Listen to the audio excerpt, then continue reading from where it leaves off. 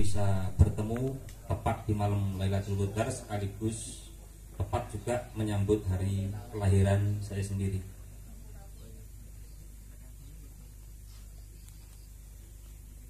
Melihat surprise yang diberikan, itu saya cukup terkejut dan terharu karena memang belum pernah ada acara demikian. Baru kali ini ada acara demikian, dan mungkin ke depan lagi bisa diadakan lagi, tapi sudah bukan surprise kalau besok sudah tahu Mas. Ya.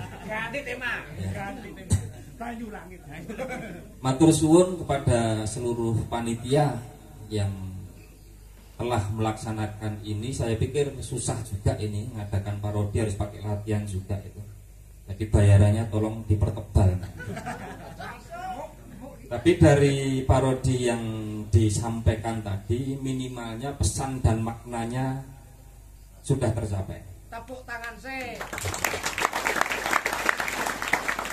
Kalau diminta 100% sama tentu sudah tidak bisa, karena harus pakai patah tulang juga, harus pakai memar-memar juga. Jadi namanya parodi ya hanya sebuah kiasan, tetapi maknanya yang jelas sudah tercapai. Kalau setiap milad hari lahir saya itu lahir kan hari Senin Kliwon, bulannya April, tanggalnya 23. Saya lahir tahun 1984. Jadi saya baru menginjak usia 38 tahun kalau Anda ingin tahu. Murid-murid saya yang sudah meninggal banyak. Makanya saya hidup selalu sendiri, karena didik orang mati, saya masih hidup sampai sekarang. Pengurus padepokan yang meninggal juga sudah banyak. Tapi mudah-mudahan kita semua masih bisa diberikan umur panjang, sehingga masih bisa menyaksikan kemerdekaan dan kebesaran padepokan di masa mendatang. Amin. Membahas masalah Sewu Kutro, sesungguh-sungguhnya saya pernah posting juga di IG pada waktu Didi Kempot meninggal. Lagu itu saya sukai, tidak ada kaitannya dengan liriknya, tidak ada kaitannya dengan lirik mencari wanita, bukan begitu. Tetapi dulu pada waktu mengembangkan pertama, saya mengembangkan di sebuah kota Gunung Kidul, kemudian di Jogja, kemudian di Bantul, kemudian di Klaten, kemudian di Sukoharjo, kemudian di Tasikmalaya, di Jakarta. Itu lagu yang saya dengar lagunya itu. Kalau lagu-lagu yang di TV kan masih jarang. Di sini radio ya lagunya yang itu. Setiap mendengar lagu itu seirama dengan perjalanan saya di kala itu. Dari kota ke kota, dari kota ke kota, untuk mendapatkan nasib itu cinta terhadap saya. Saya berharap menemukan cinta di dalam nasib itu. Saya mengembangkan dari kota ke kota, tujuannya untuk apa? Mendapatkan cinta dari nasib itu sendiri. Kalau nasib cintanya sudah diberikan kepada saya, maka WSP, Hakesa, TM, Ismaka pasti sudah berkembang. Dikala itu kejadiannya tidak demikian. Saya masih mencari. Makanya lagunya dari kota ke kota. Saya mencari nasib saya supaya lembaga ini berkembang, kok ora ketemu. Maka ada liriknya dulu. Tetapi cinta saya masih sangat besar terhadap lembaga. Kalau dikatakan apakah dulu sempat pengen menyerah, jujur di dalam nurani ya. Saya mengembangkan kota ini gagal, mengembangkan kota ini gagal. Saktenane, maka ada sesungguh-sungguhnya itu nasib itu berpihak pada saya atau tidak. Jadi rasa menyerah bukan tiap tahun dulu, tiap bulan. Karena perjalanan pengembangan waktu itu tidak seperti sekarang. Itulah makna daripada Sewu Kutro. Jangan berpikir saya mengejar cinta seseorang, wong raja pelet kok. Mosok ngoyak uwong. Itu masalah Sewu Kutro.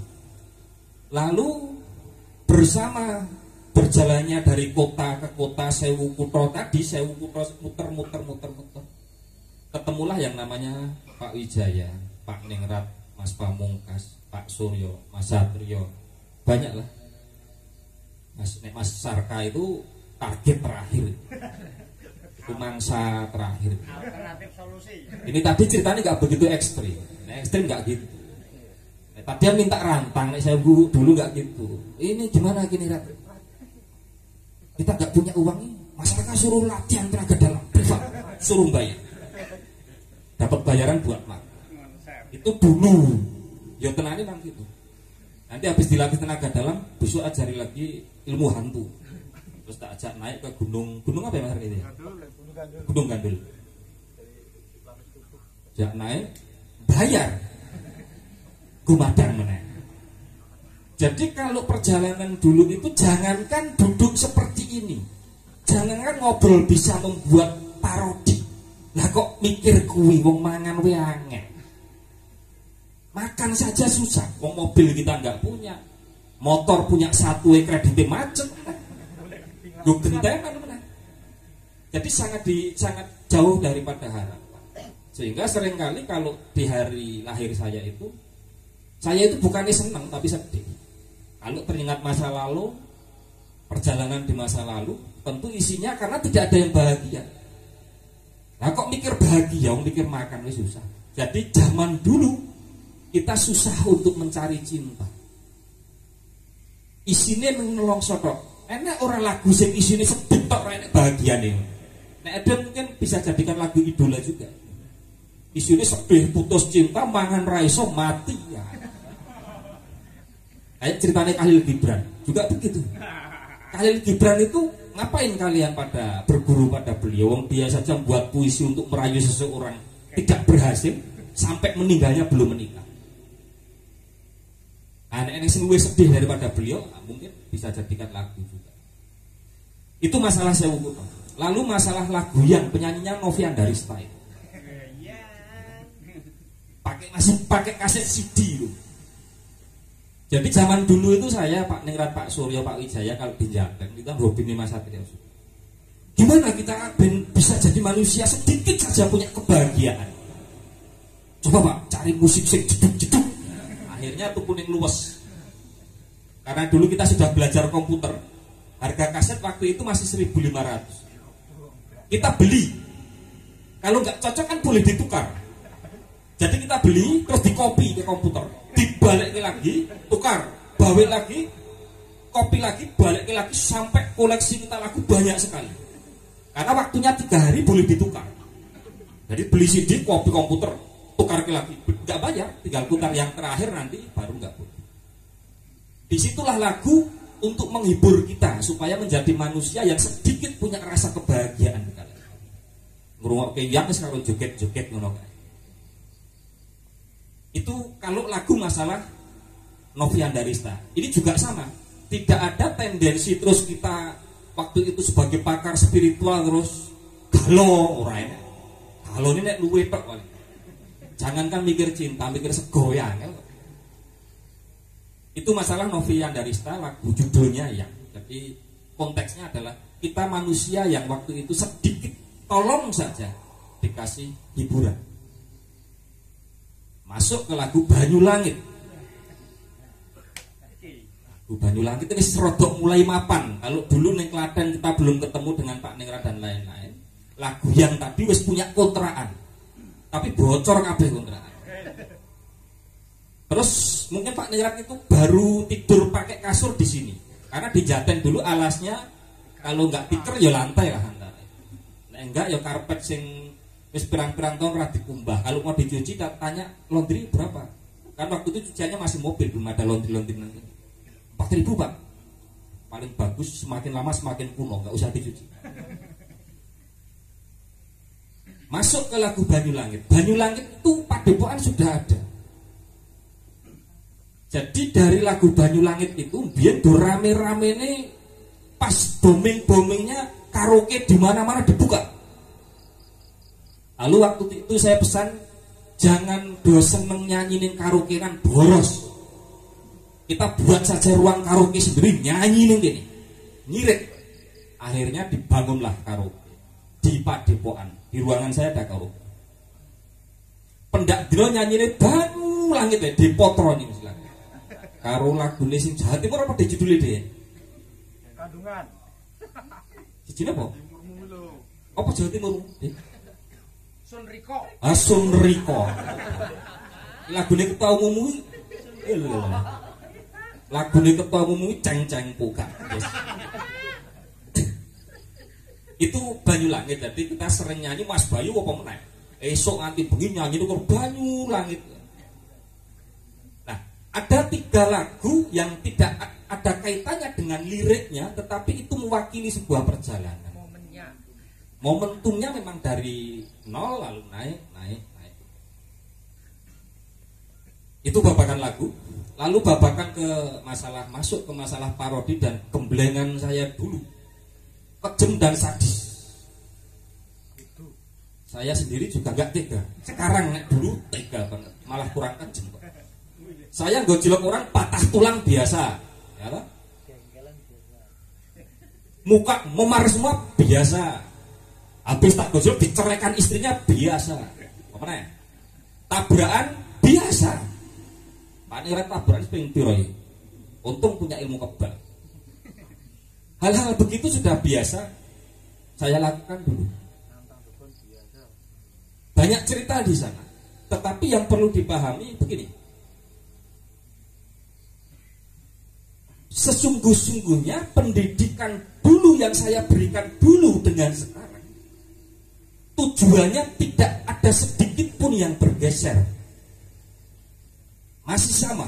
Saya pengen menjadi orang-orang penerus nanti, mempunyai mental yang handal, daya juangnya tinggi, dan menjadi manusia yang aman. Tidaklah berbeda. Perbedaannya adalah apa? Paling karena zaman saja, tetapi tujuannya masih sama. Kalau zaman dulu mungkin gojolokannya itu diminta duduk di depan meja, tolong duduk dari pagi sampai pagi lagi, sampai ada orang mengantar nasi. Kalau belum ada orang mengantar nasi, jangan pernah pergi dari kursi ini. Dulu intinya rak main nasi lah ya. Kalau zaman sekarang ceritanya sudah beda, tapi tujuan visi misinya sama.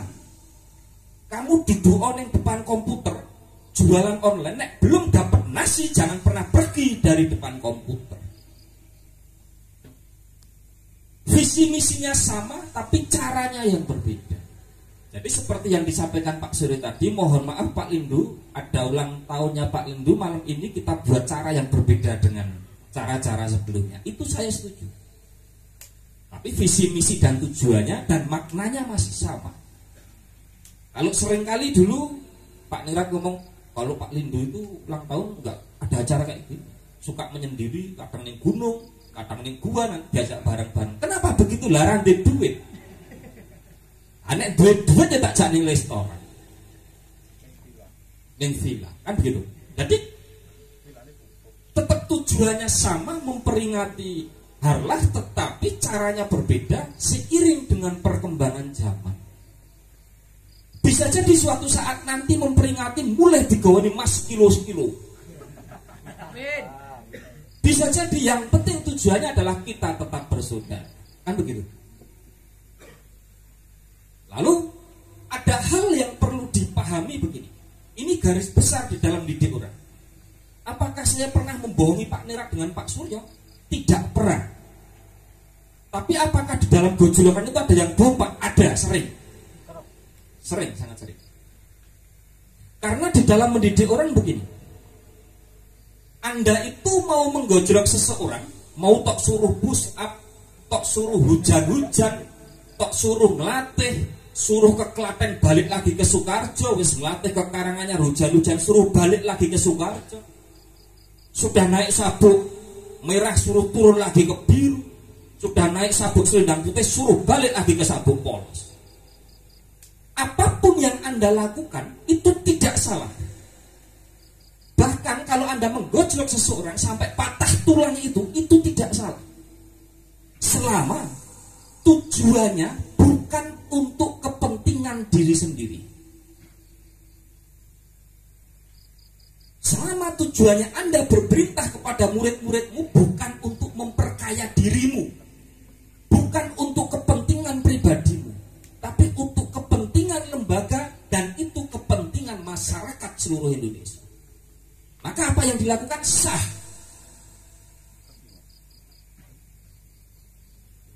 Saya ngomong Pak Ningrat ikut saya nanti bakalan jadi orang kaya.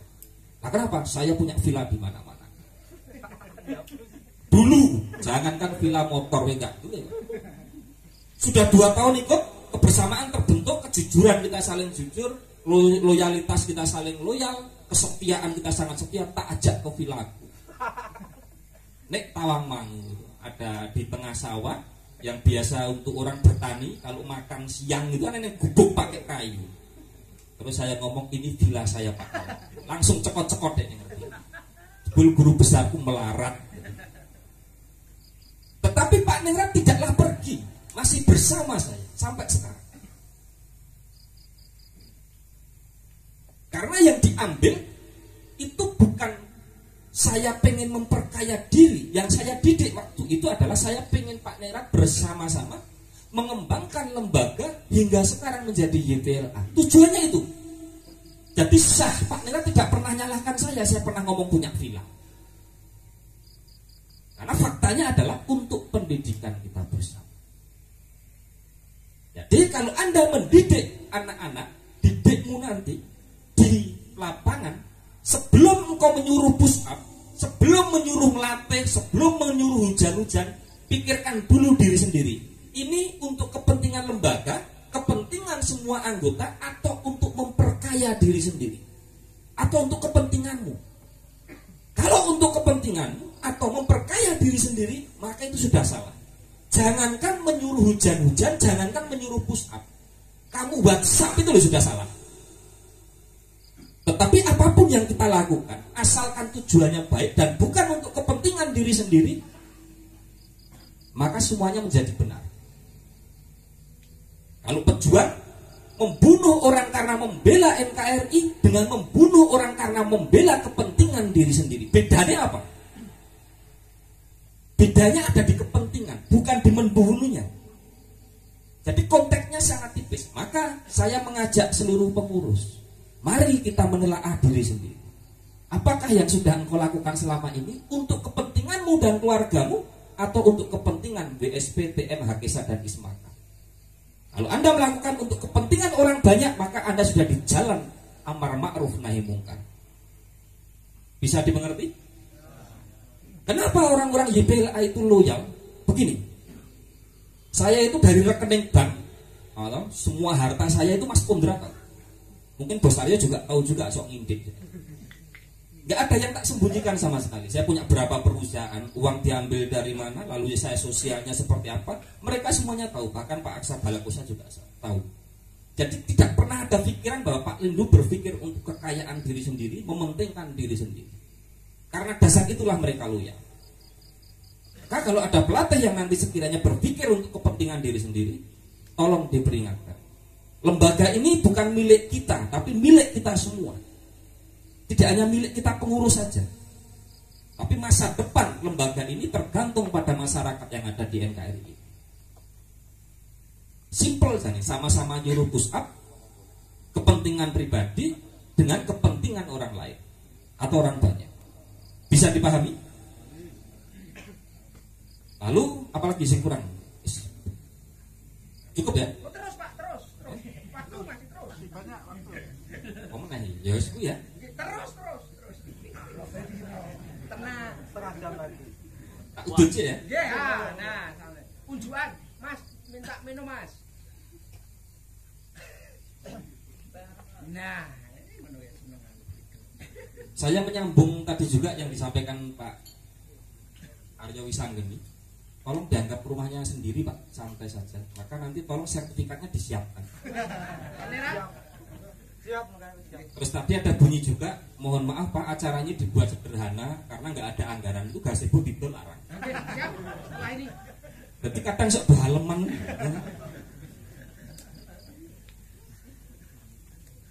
Nah, kalau di dalam prinsip padepokan yang saya pikir belum masuk ke lembaga, nanti mungkin lembaga bisa mengikuti. Jangan pernah menipu saudara. Saudaramu tak apa malah. Saudara padepokan, saudara lembagamu jangan. Kalau Anda ditanya punya uang enggak? Nek enggak punya jawab tidak punya. Kalau punya ya jawab punya. Terus nek punya tapi nggak boleh diminta ya dijawab saya punya Pak tapi tidak boleh diminta. Itu lebih enak. Karena dengan cara begitulah kejujuran di dalam pengurusan akan terbentuk. Kenapa? Karena manusia yang amanah itu adalah kunci mencapai kesuksesan di dalam segala bidang. Kuncinya amanah sesama dulur dulu. Rasa dongan godeli-delian. Katakan dengan sejujurnya walaupun itu pahit. Kalau terhadap saudara, nek duwe ngomong